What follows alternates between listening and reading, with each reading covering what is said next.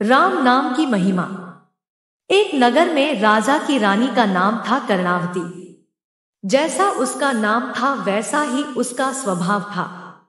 वह अपने सेवकों दास दासियों सबके साथ बड़ा मधुर व्यवहार करती, मीठे वचनों से और सम्मान सूचक संबोधन से उन्हें प्रसन्न करती। राजमहल में सफाई करने वाली एक हरिजन महिला प्रतिदिन सफाई करने के लिए आती थी। रानी साहिबा उसके साथ अपनी छोटी बहन की भांति व्यवहार और वार्तालाप करती। महारानी की पुत्री राजकुमारी नव यौवना अत्यंत ही सुंदर थी, जिस पर एक बार सफाई करने वाली हरिजन के पति की नजर पड़ गई। वह बड़ा दुष्ट प्रवृत्ति का था। उसमें सभी प्रकार के कुलक्षण थे। उसने अपनी पत्नी, जो राजमहल में जाती थी, से कहा, मेरा विवाह उस राजकुमारी से करवा दो, अन्यथा मैं अन्न जल छोड़ करके उसके प्यार में मर जाऊंगा। हरिजन पत्नी ने उसको बहुत डांट लगाई और समझाया, राज परिवार को यदि तुम्हारी इस बात का पता चल गया तो वे तुम्हें फांसी पर चढ़ा देंगे, मृत्यु दंड देंगे, और मेरे इन बच्चों का क्या होगा। उस दुष्ट ने कहा, राजा मारे या ना मारे, लेकिन मैं उसके प्यार में मर जाऊंगा। वह बेचारी क्या कर सकती थी। दूसरे दिन रानी कर्णावती की नजर उसके उदासीन चेहरे पर पड़ी। उसने दासी के साथ उस सफाई कर्मी को अपने महल में बुलवाया और कहा, बहन उदास क्यों है, क्या संकट है तेरे पर।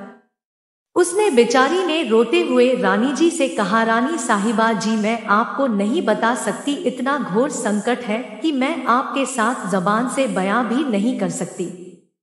ऐसा कहते हुए वह खूब रोने लगी।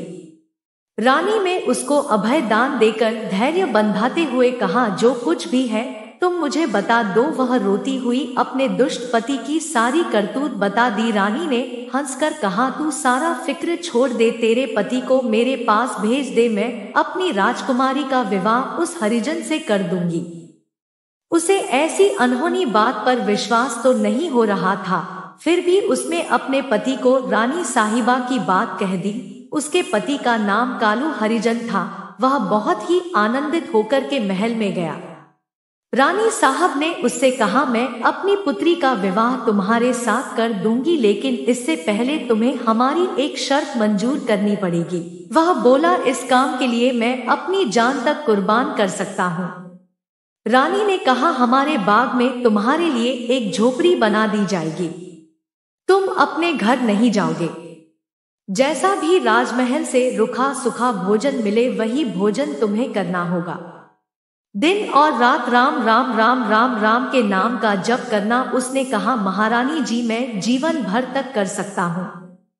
रानी जी ने कहा, नहीं नहीं, तुम 6 महीने तक ऐसा करोगे तो पवित्र हो जाओगे, तब हम अपनी राजकन्या का विवाह तुम्हारे साथ कर देंगे। यह काम तुम कल से ही शुरू कर दो। रानी साहिबा की तरफ से सारी व्यवस्था कर दी गई। कालू भी अपनी शर्त के मुताबिक बड़ी लगन से राम राम राम राम राम नाम का जप करने लगा।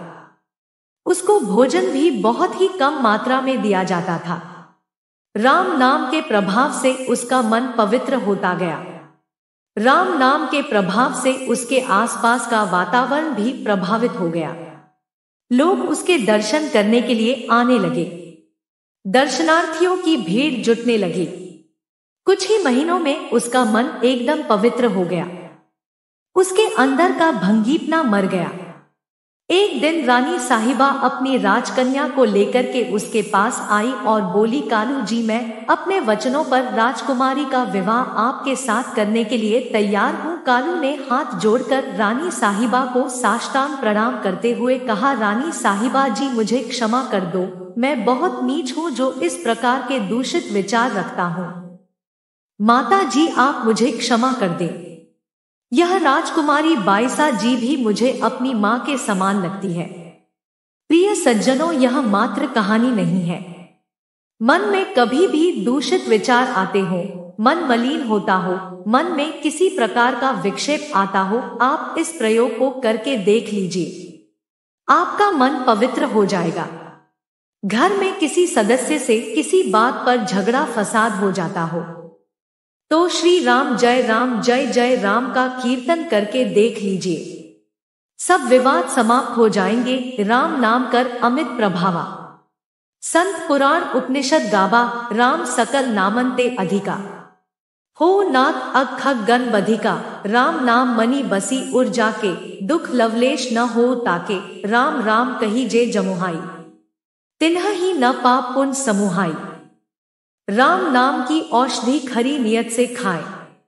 अंग रोग व्यापे नहीं महारोग मिट जाए। जय श्री राम।